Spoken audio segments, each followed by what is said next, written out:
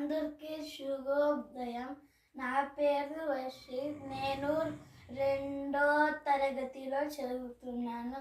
ఈరోజు నా మాతృభాష తెలుగు.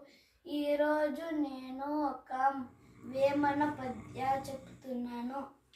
ఉప్పు కప్పు రంగు నొక్క పోయిక రెండు, చూడ చూడ రుచులు జాడ వేరు. పురుషులందు పుణ్య పురుషులు వేరేయా, విశ్వదాభిరామ వినుర వేమ. దాని అర్థము ఉప్పు మల కర్పూరము రెండు ఒకేలాగుంటాయి, కానీ దాని రుచి వేరు. అలాగే పురుషులందు పుణ్య పురుషులు కూడా వేరు. ధన్యవాదాలు.